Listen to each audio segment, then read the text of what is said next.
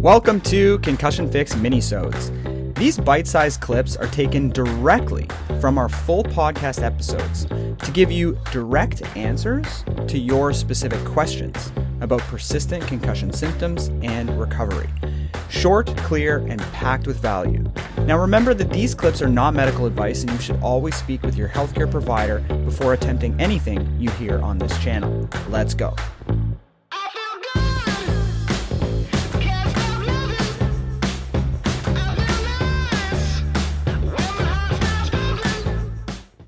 Okay, next up is... So I'm getting my neck worked on, have had it worked on twice. It is helping. And she's with Janae Brown. I think you said you knew her. Yeah. So now when and she said, don't do anything right that hurts. We're going to work out the pain. It was kind of the opposite of what you're saying. I think you're gone the week I said this. So anyway, now when I run, I'm back to running and it doesn't like pinch my shoulders or anything. So I, on Tuesday, tried to incorporate Pilates again. And my entire, I guess is it your traps that connects your, like the top of your shoulders, like from your shoulder to your neck? Is that your trap? There's a few things in there, yeah. Okay. So that is insanely sore. My body feels decimated. And I like skipped all the arms, anything arms overhead. Like I basically just did lower body when I was there and abs. Or if I did abs, I put a ball behind my head. Like I really specifically was trying not to activate my neck and shoulders. And it now like a day later, I completely felt decimated. I was exhausted. My shoulders are so sore, and I also it could have been I had a stressful day. I slept with a hoodie on, like that could have done it. But I think it was related to the Pilates because I had stopped and then I reintroduced it again. So should I just keep going back and just having it worked on and sticking with the cardio? Like, how do I move forward without, it's a very fine line between, like you said, where there is tension, there's weakness. So, and I feel like it's a really fine line between strengthening and aggravating. Yeah. I mean, this is a common one. Right. So typically if people are able to get to full exertion with no issue, right? Like, can you get to full physical exertion while running with no issue? No, I run and I walk, and they're going to do the Buffalo treadmill test today, I believe, actually. Okay, yeah, good. So if you don't have a threshold for exercise, then you can go and do whatever type of exercise you like.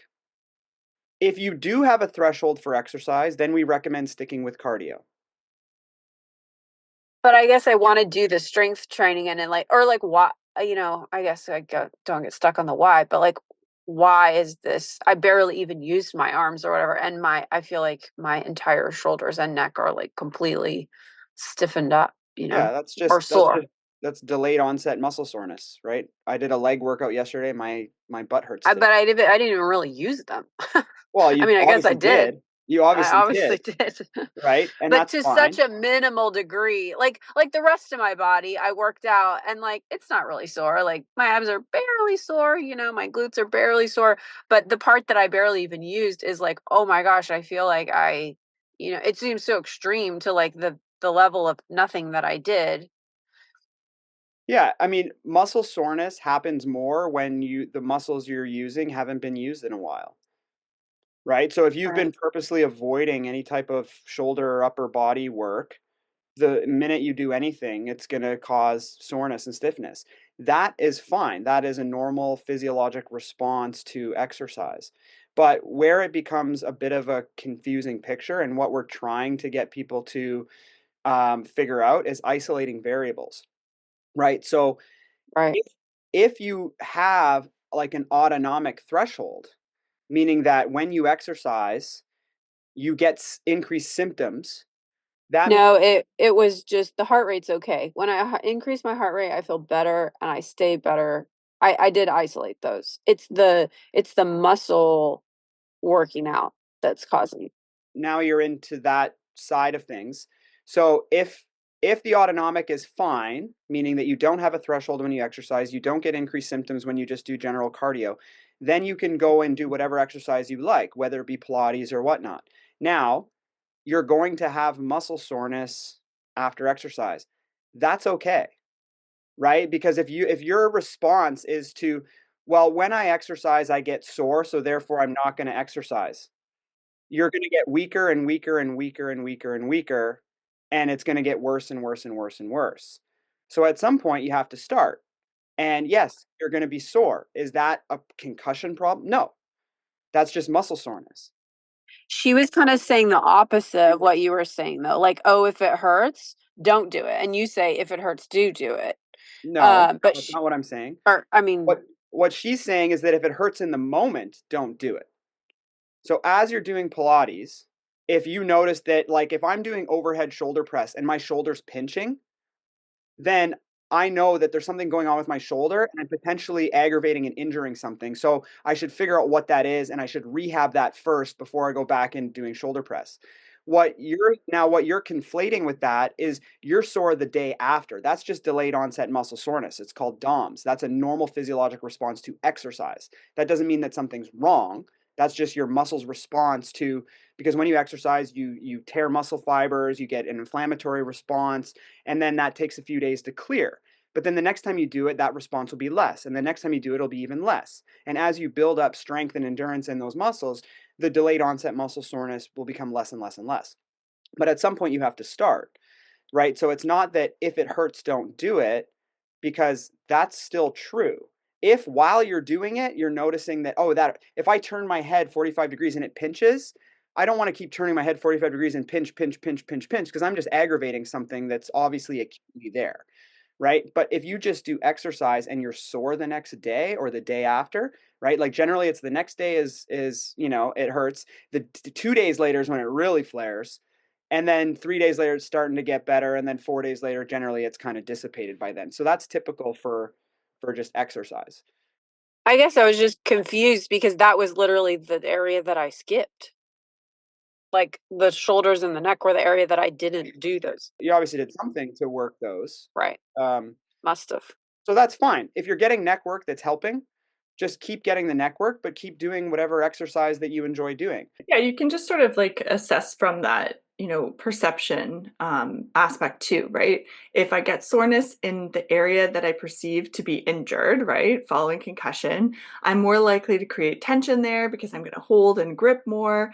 So that's actually sort of like a cognitive distortion we can work through. Hold on. Even subconsciously, we can start holding and tensing our muscles when we believe that's like a weak spot, right? A tender spot following concussion. So we might not be able to move through exercise or feel that delayed, what did you call it, Cam? Delayed onset muscle soreness in a way that just feels like, okay, this is normal for me, right? It makes sense to sort of be more hypervigilant about what's happening in those areas that you perceive to still be injured following concussions.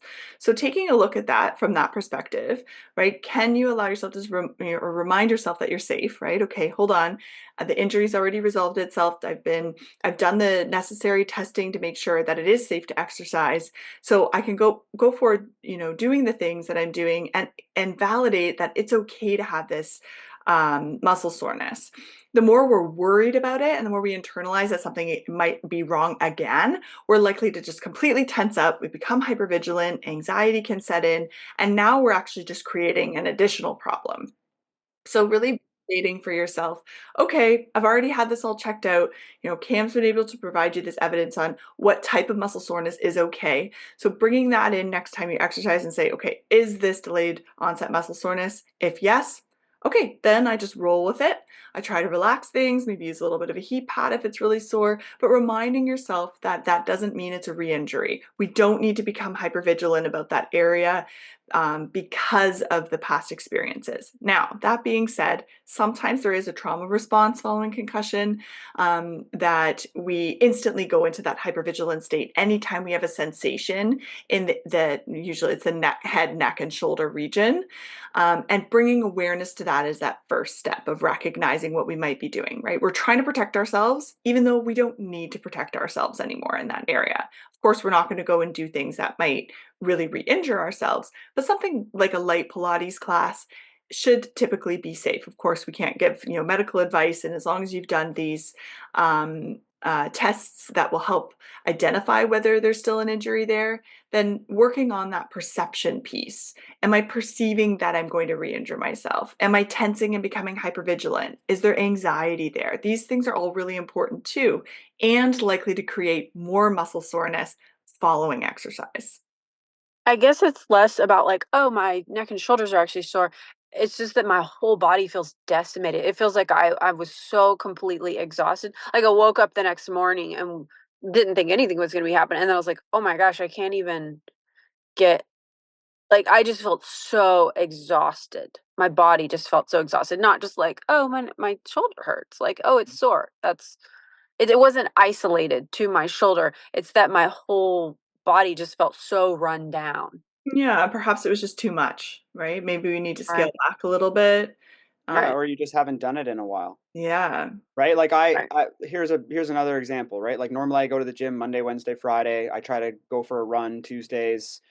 Um, Thursdays my legs are too sore from leg day on Wednesdays. But I took a week off when I was in Florida, and then I was sick in Florida, so I came back, so I took all of last week off. So now it's been 2 weeks since I've gone to the gym, and I'm doing less weight, less reps because I'm just so much weaker from not having gone in just 2 weeks. And my capacity is such that I am like wiped. Like I could hardly even finish the workout even though I cut it short. And then the next day I'm still like just drained from it. Like I slept almost 10 hours the night after I did my first workout and I was still decimated. So it's just one of those things. If you haven't done that in a while, it's gonna be hard. You're gonna lose physical capacity very quickly from not having done it, and then when you go to do it, it's gonna take you out. But it's gonna take a while just to kinda get back into it and build that capacity back up. So this is not a bad sign. This is just response to more workload than you've probably had, working different muscles you haven't worked in a while. And all of that is just the normal part of it, right? So I would start just slow and gradual, right? I wouldn't go like every single day for the next 5 days because you're just gonna like kind of overtrain yourself. But if your process now is like, oh, okay, I'm going to start getting back into this maybe once a week, maybe increase it after a few weeks to twice a week, and then maybe 3 times a week or whatever you want to do. You just gradually get back into it. Your capacity will increase, the soreness will decrease, your ability to recover after will improve. Mhm. And, I know we have to wrap up and move on to the next question here, but if that persists, that sort of full body exhaustion persists after you've tried sort of our recommendations, then come back and maybe Dr. Herkel will have some suggestions around things like mitochondrial support and Mm, recovery and things like that.